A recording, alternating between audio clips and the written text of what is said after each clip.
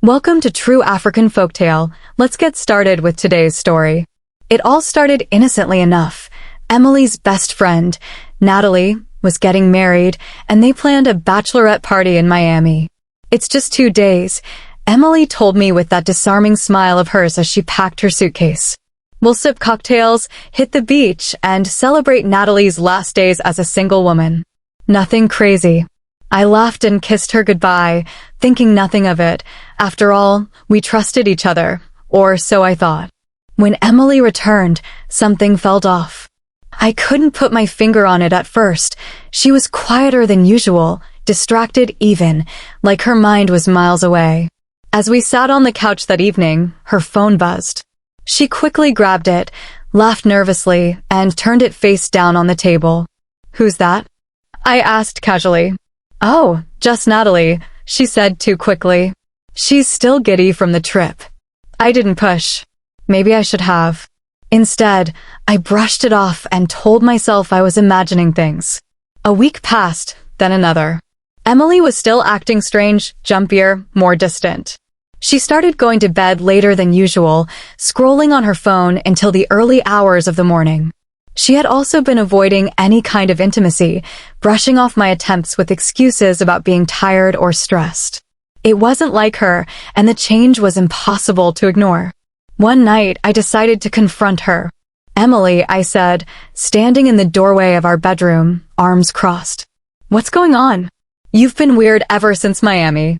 She looked up from her phone, startled. "What?" "Nothing's going on." "Why would you think that?" "I don't know," I admitted, sitting on the edge of the bed. "You're not yourself." "Did something happen on the trip?" Her face turned pale for a split second before she forced a smile. "Of course not. You're being paranoid, Ryan." I wanted to believe her. I really did. So I dropped it for a while. The tipping point came just 2 days later.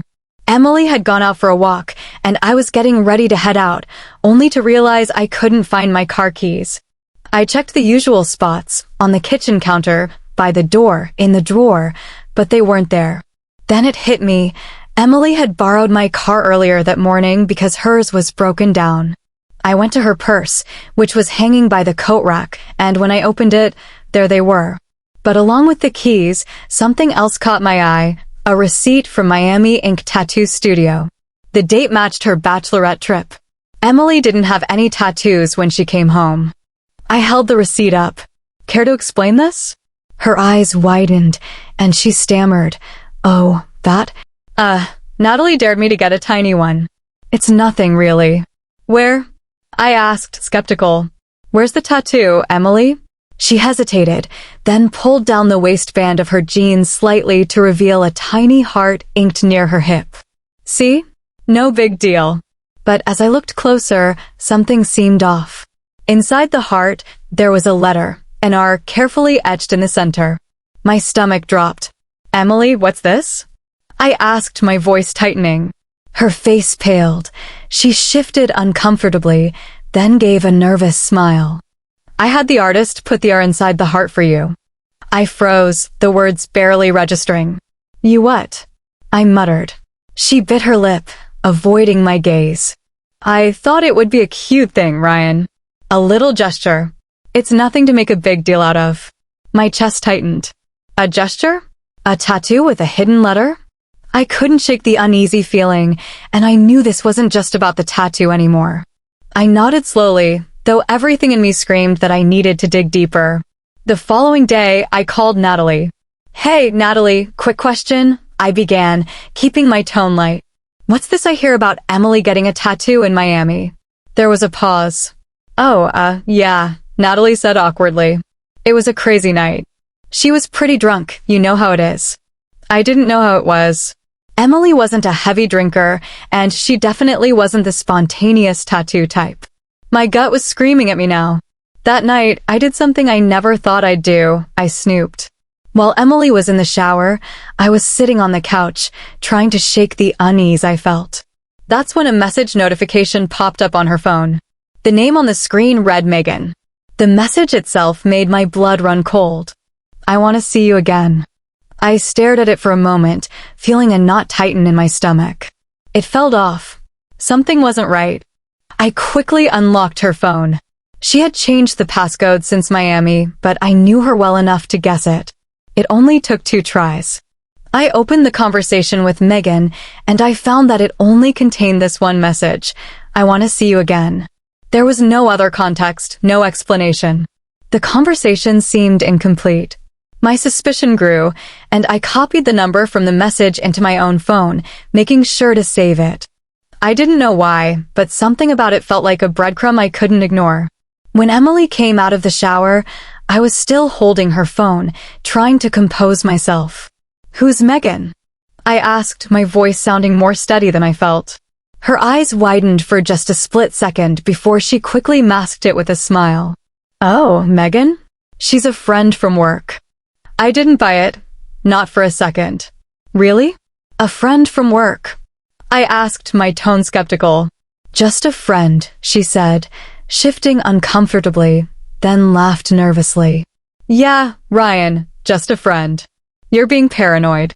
But that smile, that look in her eyes, it didn't convince me. "I don't know, Emily," I said, the doubt creeping in. "It doesn't seem like just a friend." Emily's face reddened slightly, but she quickly brushed it off. "You're overthinking it. There's nothing to worry about." I wasn't convinced, not in the slightest. The next day, I couldn't shake the feeling. The message, the name Megan, the weird conversation, it kept running through my head. I couldn't just leave it alone. I called the number I had copied from her phone, and when it rang, my heart hammered in my chest. After a couple of rings, a man picked up. "Hello?" I swallowed, my voice barely steady. "Hi, I'm looking for Megan." The man paused for a moment. "Megan? There's no Megan here, man. You must have the wrong number." I froze. "Yeah, probably," I muttered, feeling the blood drain from my face. "Sorry to bother you." I hung up, the weight of what had just happened sinking in. My gut was screaming that I needed answers. I couldn't leave it alone. I had to know. That night, Emily had fallen asleep on the couch, exhausted from the long day. Her phone was sitting on the coffee table, just a few feet away from me. I knew it was wrong, but I couldn't stop myself. I grabbed it, silently praying that I could find something that would explain all of this. I unlocked it quickly, my hands trembling. I scrolled through her messages, hoping I was wrong, hoping there was an innocent explanation. But when I got to the conversation with Megan, my stomach dropped. The messages were hidden, like she had deliberately archived them so I wouldn't find them. I tapped to open the conversation, and the first thing that hit me was the date. It was from the weekend she was in Miami. The first message from Megan was clear. "Last night was amazing. I can't stop thinking about you. Can't wait to see you again." I stared at it, my heart racing. I scrolled further, and what I saw next made my hand shake. The contact name Megan wasn't a real person at all. She had used a woman's name to hide the fact that she was talking to someone else, a man named Richard. I paused, blinking, trying to process what I was seeing. I took a deep breath and continued reading. "That was the best night of my life. You were incredible," Emily wrote. My throat tightened as I read more. The messages grew more personal, more intimate. She had sent him a message saying how she couldn't stop thinking about him, how he made her feel. I was paralyzed. These weren't just flirtations. These were real, raw emotions. Then I saw something that made my blood run cold. She had sent Richard intimate photos, videos of them together. They were naked, in the act. I stared at the screen, unable to look away. Each image, each video was a cold reminder of the betrayal. I felt sick to my stomach, my heart racing faster as I kept scrolling. But it didn't stop there. I saw the picture she had sent him of the tattoo, the tiny heart on her hip with the R inside it, the one she had claimed was just for me. She had lied. The tattoo she said was for me was meant for Richard. It wasn't a sweet gesture like she'd claimed. It was a symbol of her connection to him. I sat there, my mind reeling, staring at the screen. I couldn't process what was happening, what I was seeing. All I could think was that I had been living a lie. My wife, the woman I loved and trusted, had betrayed me in ways I couldn't have imagined. I felt like my whole world had collapsed in an instant. The realization hit me hard, but my instincts kicked in quickly. I couldn't let this moment pass without taking action. With trembling hands, I forwarded the messages, the photos, and the videos to my phone. I needed proof, something concrete. I watched the files transfer to my phone, each one a reminder of her betrayal. Then, without a second thought, I deleted our conversation from her phone. I didn't want her to have any idea that I had uncovered everything. The next morning, I made an appointment with a lawyer. I didn't waste any time. I wanted to file for divorce and protect myself, ensuring that Emily wouldn't get a single thing from it. The lawyer's office was sterile and cold, but it gave me the clarity I needed.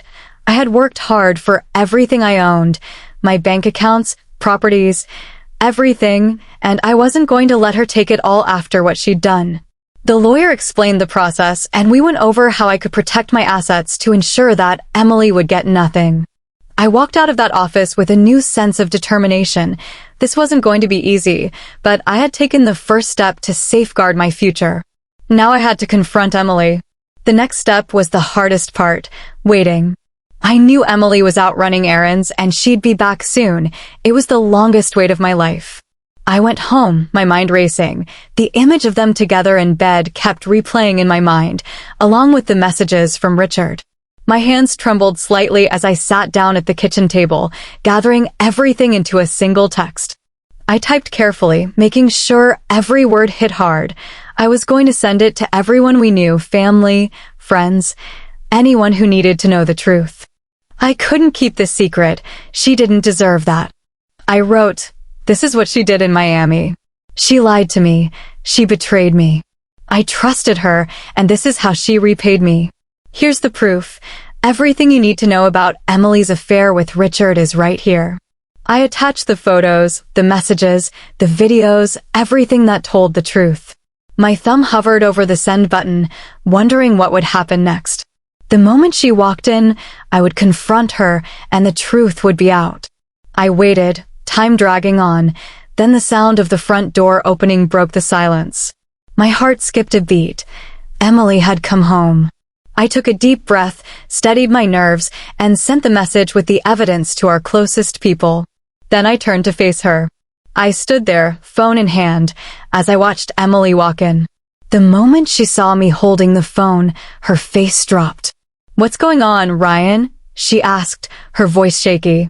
Without a word, I handed her the phone, letting her see everything, the photos, the videos, the texts. The betrayal was laid out in front of her, undeniable. "Emily, what is this?" I demanded, my voice rising with a mix of anger and disbelief. Her eyes flickered between the screen and the floor, unable to meet my gaze. I can explain," she stammered. "Please, Ryan." "Explain?" I spat, disbelief taking over. "You've been lying to me this whole time. This is what you did behind my back? Who is Richard?" Her face went pale, her lips trembling.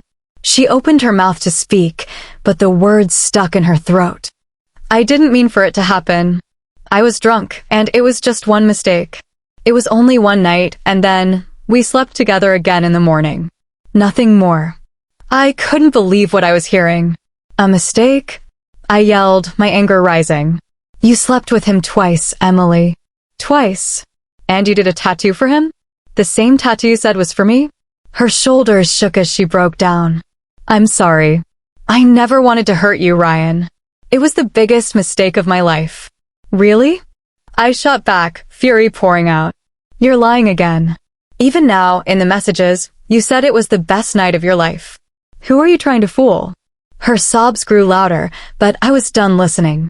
"I can't even look at you right now," I said, then continued, straightening up, the coldness in my voice clear. "You've made your choices, Emily, and now everyone is going to know what kind of person you really are." Her face went white. "What are you talking about?" "I filed for divorce," I said, watching the panic cross her face. "And I've already sent everything, photos, texts, videos, to our families and friends. They need to know the truth. They need to know what you did to me." Her mouth fell open in shock. "You? What? You sent them everything?" "Yes," I said, my voice flat. "There's no hiding this. You don't get to play the victim here. I didn't. I didn't want this to happen, she pleaded, her tears flowing freely.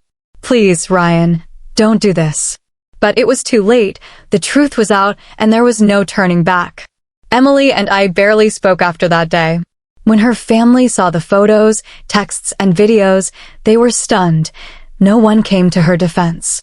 My family, too, was shocked but quickly rallied behind me. Friends reached out in disbelief, all shaken by what she had done. The divorce was final. I made sure to protect everything I had worked for, my house, cars, and accounts. She wouldn't get a dime. Eventually, Emily walked away with nothing. There was no sense of regret, only the bitter finality of what had happened. She was gone, and with her, the life we once had. Time passed, and the pain slowly faded.